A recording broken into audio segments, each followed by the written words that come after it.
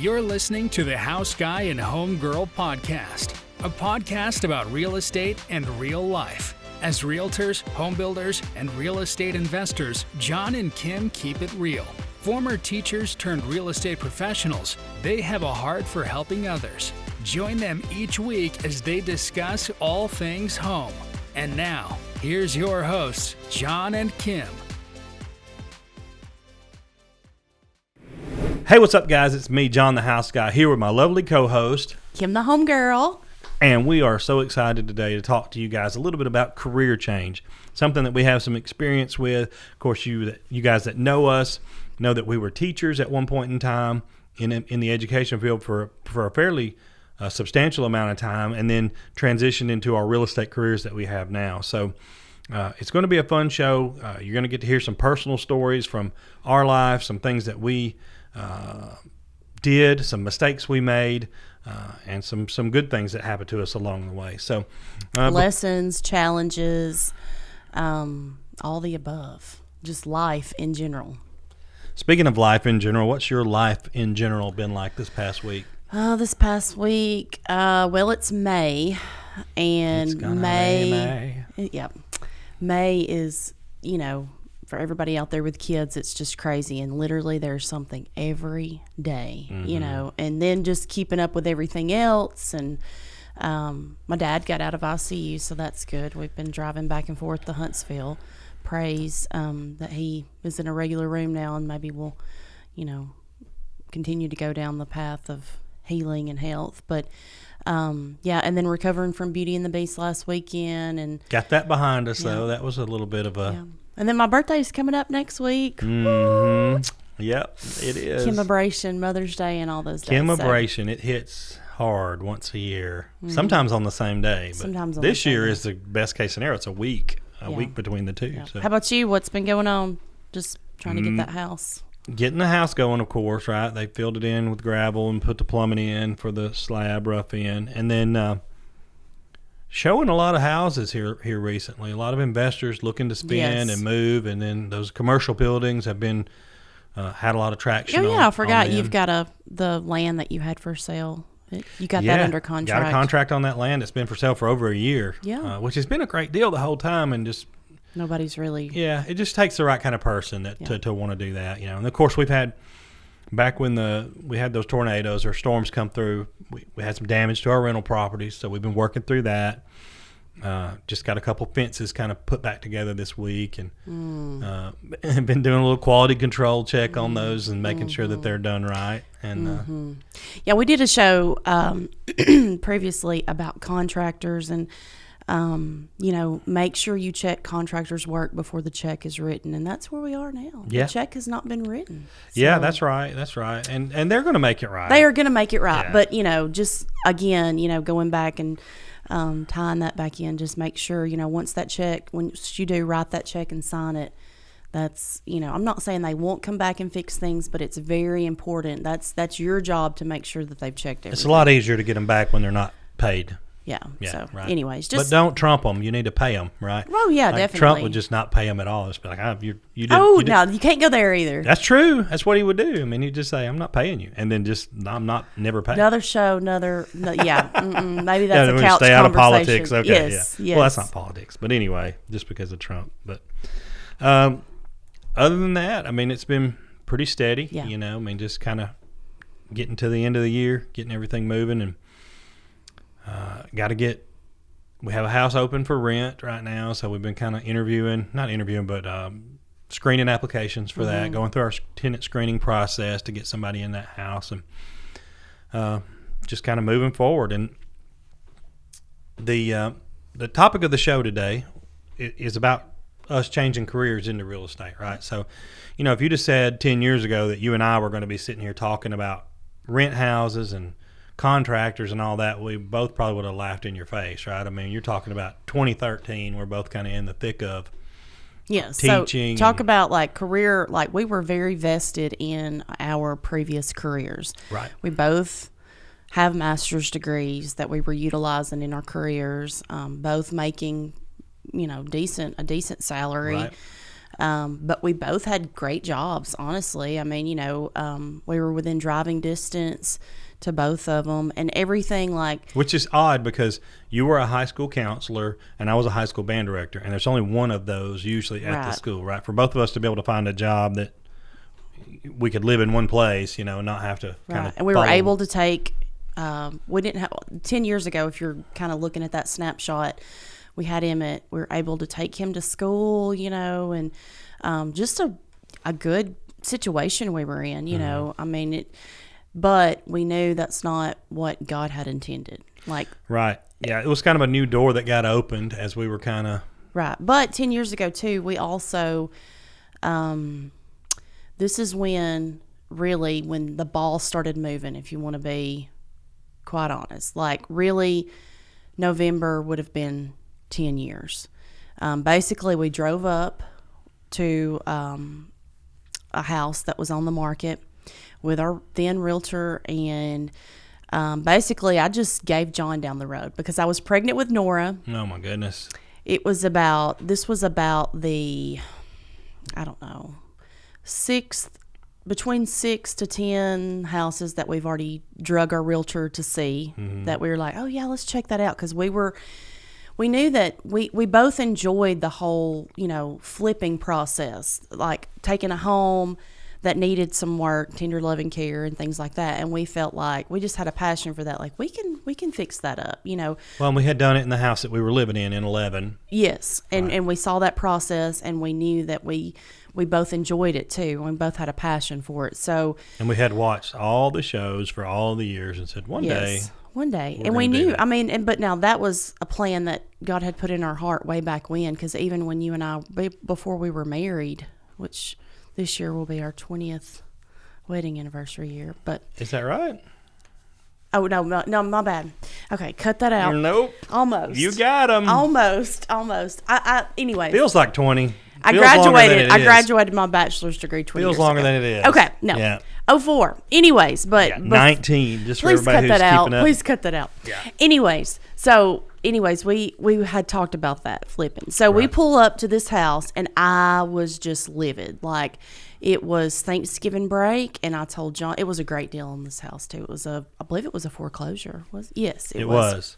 It was a foreclosure that was mislisted, right? Mislisted in the fact that the square footage was wrong. It was a 2-story home, and the square footage, basically the top was counted, but the bottom was not. It was it said 2-bedroom, 2-bath, but it was really a 4-bedroom. Yes. 3-bath. And the price reflected that. Oh, yeah. Mislisting. Anyways, so we drive up, and our realtor's there, and I'm just like, I've had it at this point, because I felt like we were wasting her time. I felt like John was wasting my time. I was pregnant with Nora. I was just done. I was done, ready. People were kind of getting all their list together for Christmas shopping. I think it was about to be Black Friday. All the internet sales were about to drop, and I lit into John. And I was like, please, you better stop wasting their time. If you don't really mean you're not going to do this. So I did it. So we did it. We got out, looked at the house. It was actually in great shape. Didn't take much to fix it up, right? Great location. Yeah. We fixed it up. We wound up buying it. We dove in head, feet first, whatever, and we got a great return on it. And probably should have kept it, hindsight, because it would have made a great rental. But that's basically how we started. So that flip went great. We really didn't have any issues. I think you wound up with like a cold because you got out there in strep. I got strep throat because I was pressure washing in the wintertime.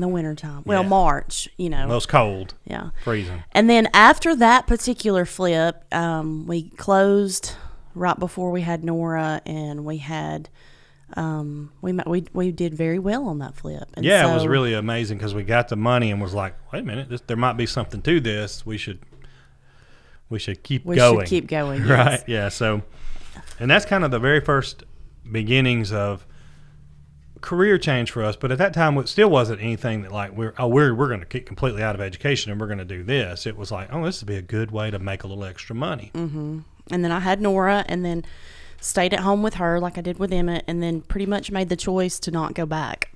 Yeah, you stayed at home, and we had done that with Emmett too. Just stay at home mom, have somebody there to take care of it. And so then we were working. I was working at Colbert County, yeah, and teaching. That's the thing too. You know, I do not regret that time at home with both of my kids. That's something that, you know, if you don't, and I'm not saying if you go back to work whenever you have a child, you know, that's, everybody's different and everybody handles life differently. There's no right or wrong way to handle that, but I do not regret my decision in that.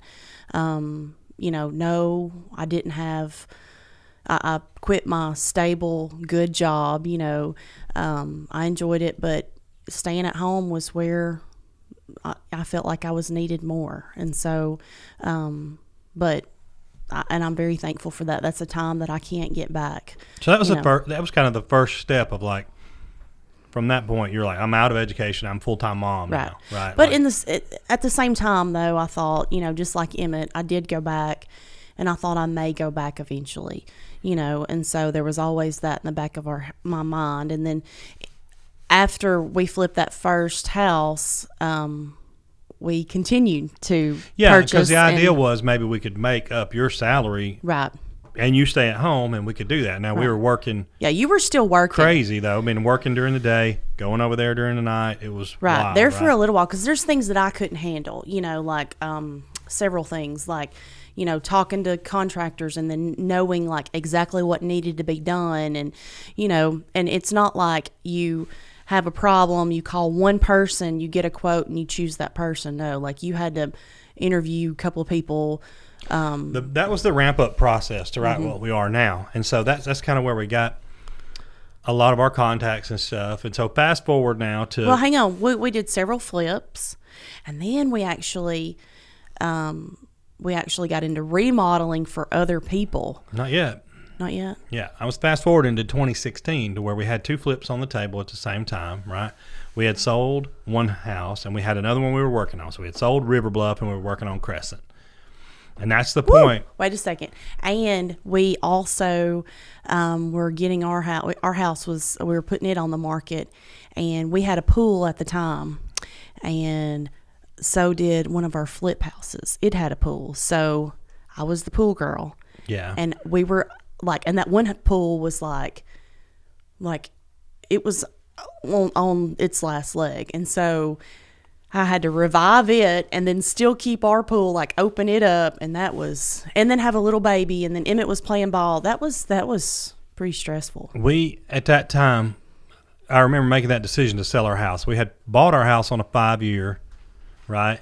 We bought it on a 5-year adjustable rate mortgage. Mm-hmm. It was going to go up, tick up maybe a little bit, not much. But at the same time, we had bought it with it was in bad shape when we bought it. We put flooring in it. We did all this work to it. We did a lot of fixing up. We invested in it, and we knew 5 years comes up, this mortgage is going to adjust, and we're going to have to sell this house. So it was that time, and then we were looking to downsize a little bit because we were mitigating some risk, right? Because we kind of thought real estate might be the way to go. And then one of our we used one of our key tips that's out there, not really our tips, but just a tip that's out there. We bought like the worst house in one of the better neighborhoods. Right. Yeah. So, because there was no way we could have afforded it otherwise. Right. At that time, on teacher salary, what we bought, you know, and what we sold it for, we made some money, so we had some cash out. And that was the summer of 2016, right, where we had a couple jobs that I was trying to get into, still in the band director field, and none of them panned out. And we kind of felt a calling in our heart to just be like, look. None of them panned out, and like nothing made sense. We were so like, we were just questioning like, what is going on? Is there something like every single one of those jobs? I think there were 3. Was it 3 or 2? 3 jobs that we were considering. Yes, and like applied for, and like you basically were above and beyond qualified for every single one of those jobs. Felt like I was, yeah. I think you were too. I felt like I was, and felt like I. But y'all, that whole process was God. I mean, we went out on faith, and we still kept hope during that time. But God, basically, He was shutting every one of those doors, and he shut them, and it was a sting. But hindsight, we're so thankful for every door that shut because it opened. Well, it was definitely scary, It was. to be the quote unquote breadwinner for a stay-at-home mom and a new baby and well, not a new baby at the time, it's 2016, but and an older son, right? Mm-hmm. And to be like, okay, I'm going to the school right now to quit, and we're going to do real estate, right? Because you were going to do real estate.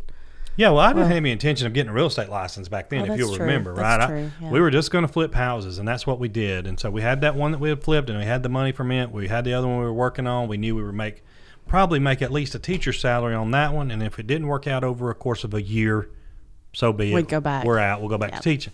And it never did. So then from there, that Tuesday, I went to the school and quit, and then that Friday, our realtor at the time came to our house to list our house, to do our listing paperwork, because we were going to sell that house.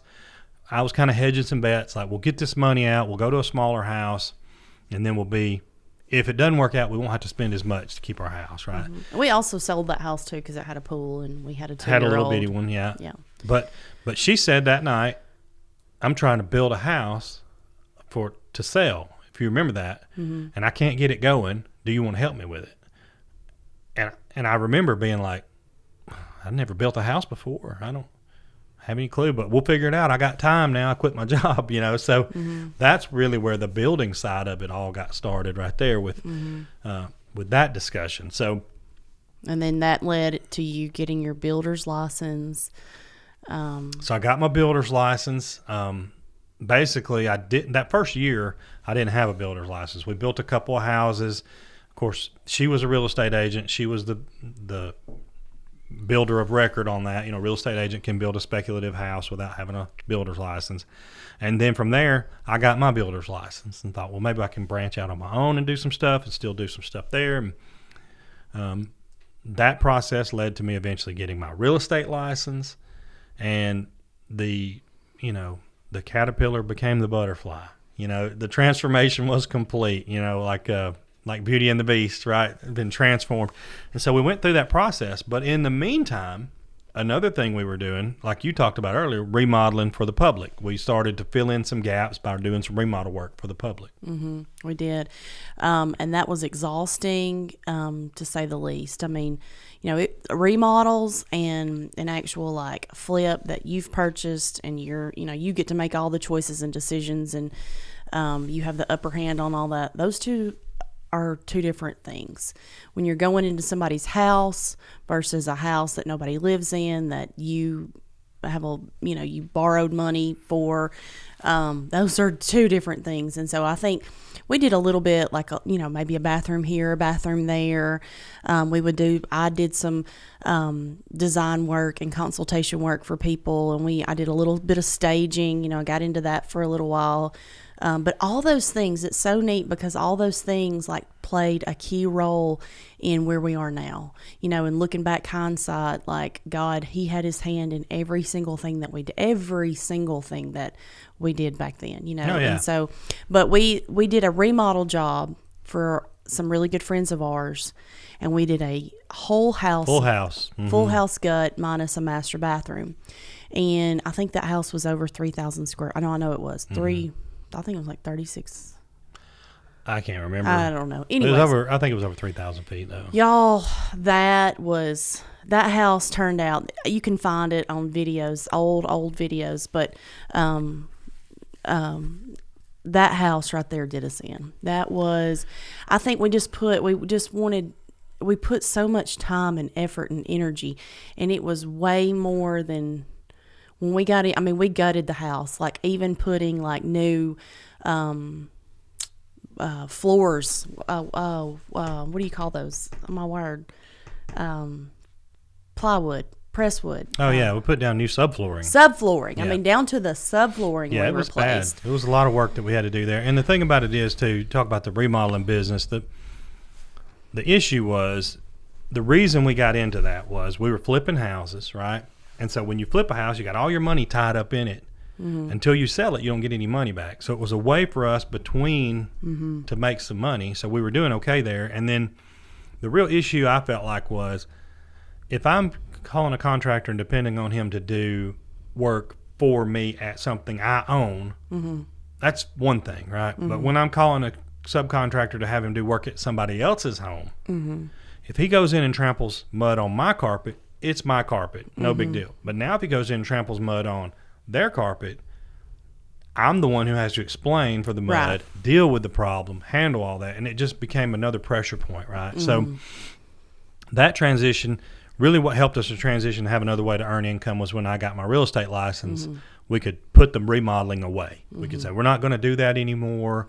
And we kind of fizzled out on that. You know, people ask us still from time to time, hey, you guys, can you look at do an estimate for me or do this or that? And what do we not do now? We do not remodel. We don't remodel anymore. Thank the Lord. Because that was, I mean, we took it, you know, if that was a serious thing. You know, we developed Shoals Property Solutions within that time. You didn't talk about that. But anyways, we developed that LLC and, you know, like if you called us for a job, I mean, you know, we took it seriously. We were doing like repair work at the beginning. You know, we'd go look at a leaky sink and, you know, or change out it was exhausting. Change out a dishwasher or something, you know, just like something silly, just little stuff. Just so we made sure we had some income coming in. And we were able to correct that when we, you know, like I said, when we got to real estate, we could get out of that. Right. We could phase that part of our life out, that business part. So you went and got your real estate license. Got my real estate license and like a whirlwind. You did that pretty quick. Yeah, I did. Because you were reading books and all that. I had already done all that kind of education at Colbert County when I was babysitting study hall. I had read all these books and. Yeah, because that's another thing. God made it. I know I say that a lot, you know, but He had His hand all in this. You know, He made it to where, sadly, you know, you had access students to where you were just a warm body in a room watching kids for more time than you were hands-on band kids. Yeah, absolutely. Which is, you know, it's like, well, I didn't go to school to right. And then that next year, if you had stayed, it was even like more time you were having to spend. It would have been, it was going to be that way. And so, and they took away the elementary and this and that. But that time was also essential, you know, for me to do all the book work that I did and learn all the things that we learned. Don't forget, in the meantime there, we also started buying rental properties. Yes. We never had owned a rental property. I kind of said to you, hey, I think we need to buy this deal, and instead of flipping it, we'll put a renter in there. And tell me your first thoughts whenever I said that. When I said we're going to have some rental property. I remember driving up, you know, and it was, I'm from the other side of the river. And so, like, I'm not used to Sheffield and all the ends. I mean, there's places in Sheffield that I have just visited for the first time, like within the last 10 years, you know, like I've lived in the Shoals my whole life. And, you know, we drove up to this house in Sheffield and I'm like, what? No, but the price was right. And was that a foreclosure? Yes. Yes. Anyways, price was right and we went through with it and it all happened. And that's a really sweet little story, our first rental, because we were able to put old band kids in it. Well, if you remember, I don't mind saying, we bought that house for $22,000, right? $22,000 we bought that house. And Two bedroom, one bath. Super cute little house. Super cute. It looks, when we drove up, I remember thinking, oh, this looks like a little Snow White house, you know, like a little cottage or something. But it had some cosmetic work we needed to do. Actually, Evan moved in it. Evan Curtis, that was our practice tenant, right? And he paid, basically I told him, if you'll live here, I'll let you paint this house as your deposit. You and I laid some flooring in the kitchen and in the bathroom. Emmett's first toilet install was there when he was 2016. So how old was he then? 10 or 11 maybe? Yeah. He was 10. Yeah. Well, he would have almost been 10. Yeah. So he helped me with that. And then we put Evan in there and paid the bill, and that's kind of the way it went, you know. And that thing, of course, is paid off now. And it's been paid off for a long time. Generates funding, you know, generates cash I don't flow. that's our first one, and it'll always be a special one. But basically, we took the plunge and started investing, and that opened the door to many other rentals that we now own. It's, you know, there's those $20,000 homes out there. Yeah, that'll never happen again. They don't exist anymore. Those 60, those 80. Basically, you know, there's. But rents aren't what they were then either. Rents, I think he yes. was. I think when he moved in that house, we Was were it charging $450? $350. Yeah. Yeah, so It was really cheap. you can't do that anymore for sure. Mm-hmm. And so that process though, again, going through that, and then we kind of I saw, hey man, I can replace my teaching income with these rental properties, and then that will free up my time to sell real estate, Right. build houses, and kind of that, what I call the tripod, right? So the tripod used to be build houses, rental property, remodeling, and then the tripod then shifted from build houses, rental properties, real estate, right? Real estate agency and brokerage. And so, As far as income goes. yeah. And so, but we pretty quickly ramped up to, we had 8 houses at one point in time, and we sold some of those and did some moves and stuff like that. But basically my old teacher salary now gross basically comes in rental income every month.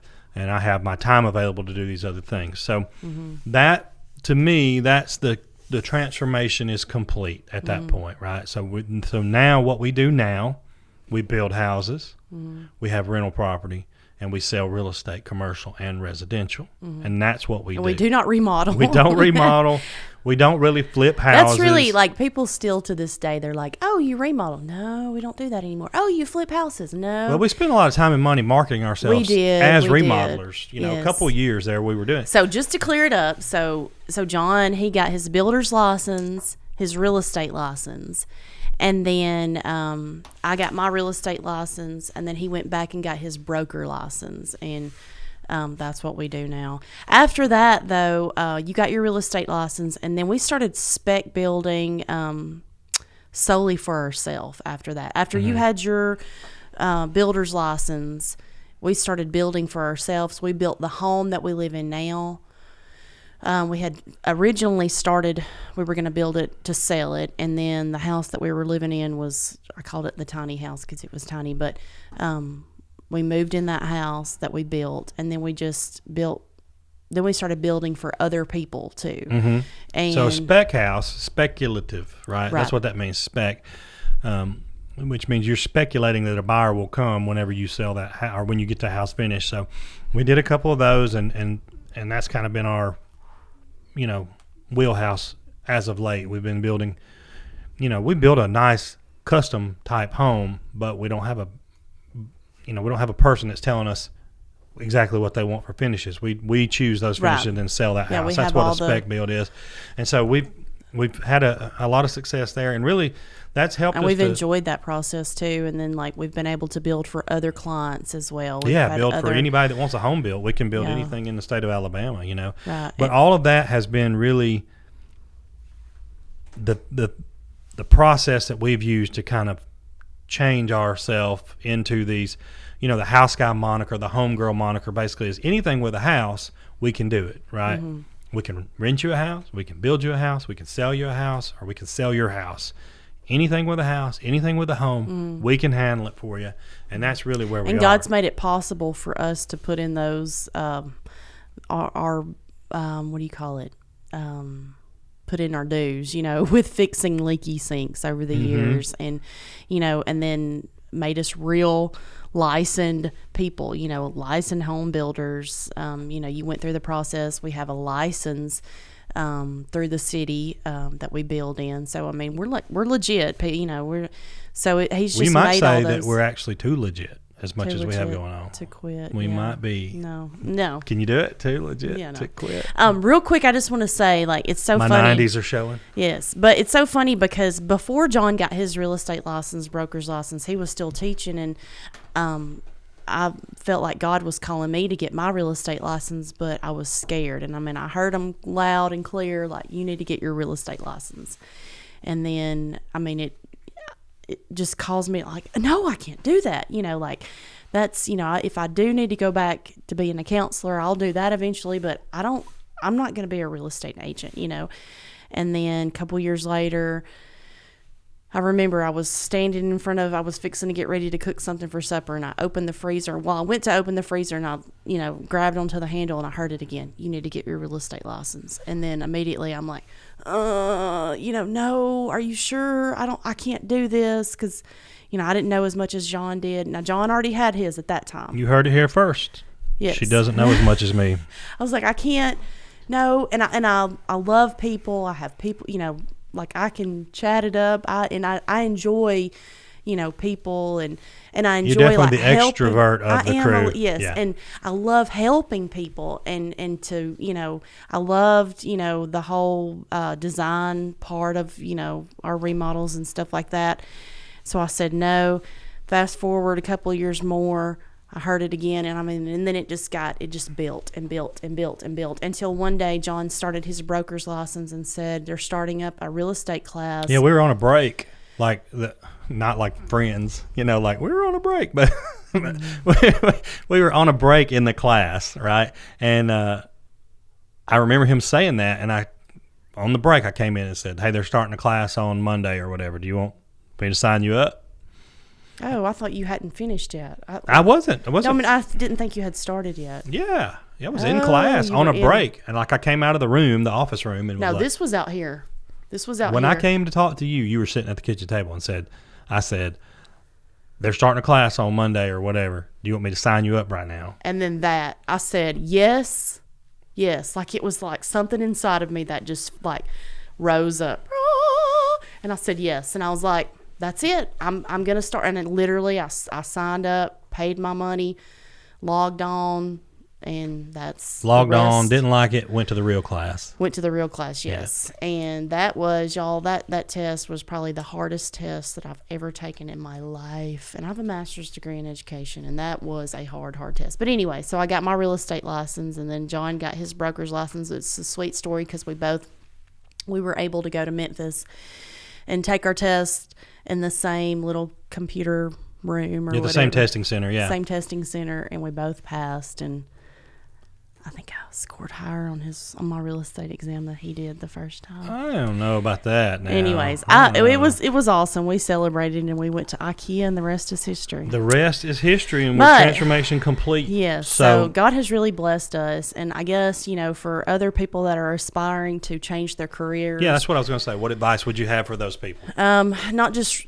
aspiring real estate agents, people that are aspiring to change their career in general. If you have a passion, like within your heart, if you have a passion for something and God's put those things there, just continue to pray about it, and then eventually you're going to have to take a leap of faith, and go against the grain of the world. We both had very stable, good jobs, and it didn't make sense on paper to leave those good jobs and leave that good insurance and that stability, and but we knew in our hearts that was the right thing to do. And so I guess just, if God's given you a passion to change careers or do something different, just continue to pray about it, and then follow in that. Like eventually you have to take the first step. He will put things in your path, but eventually you've got to move forward. So most of the fears you have regarding career change are unfounded and irrational. You have the ability to do it, but you're going to say, oh, I can't afford the insurance, or there's no way that I can do that because I've got to do this. The thing about it is, if you're called to do it, you'll find a way to make it happen, and God's not going to let it not be so, right? So what you need to do is follow it, take action, don't sit around and make excuses, and determine, are all the things that you're saying, because I did that. I was really scared about insurance, like it's going to just basically bankrupt us about the insurance, but it didn't. Here we are, we're fine, everything happened. No, it's like extremely, way more money than we pay now, but in the grand scheme of things, like it's not, I'll pay that price, versus, in the grand scheme of things, it works out. Yeah, I mean, the thing is, you got to determine if you are kind of like Kim was, delaying what you're supposed to do because of an unfounded fear, or because of a, just somehow rationalizing it away. If you know in your heart that you need to change careers, then taking that leap is really the most important thing. Just do it, take action, and go. And here's something else that's important too. Just thinking back to all those times, like when I quit my job, when you quit your job, when we changed careers and things like that, like people will talk to you. People will give you suggestions. People will insert themselves into your life. And it really matters on like, who are you listening to? Are you listening to your heart and God? Are you listening? And I'm not saying don't bounce those ideas off people, but at the end of the day, like, are those people controlling your life, or are you and God? The people that really care, and really are going to pray for you. Are going to pray for you and support you. Exactly. And so I would just say, surround yourself with people that do that. And for all the other people that you're worried about are going to think you're crazy or stupid or can't believe you're doing it, don't worry about those people, right? Don't listen. Just kind of, let the haters hate and find the voices that support you and rally around you. You'll know if that's what you're truly supposed to be doing. Like, you'll get confirmation through scripture in the Bible, confirmation through the Holy Spirit, all those things, confirmation from people that truly want to see you succeed. So don't give up. That being said, thanks so much for checking us out this week. It's time for us to kind of wrap the show up. We kind of got long here. I know. We kind of It's something that we're really passionate about, is telling our story and letting people know kind of what it is that we're doing now and how we got to this point from being, a band director and a high school counselor to, real estate professionals, home builders, real estate agents. So if we can help you with any project or any kind of real estate needs that you may have, let us know. We'll be glad to help you. Give us a call, reach out to us on social media, at John the House Guy on all any platforms. Questions that we'd love to take them and answer them on our show or whatnot. So yeah, thanks so much for being here. We'll see you next time. Have a great week. Thanks for listening to the House Guy and Home Girl podcast, your number one source for all things home. Be sure to subscribe to the podcast and check out our YouTube page for video content from the show.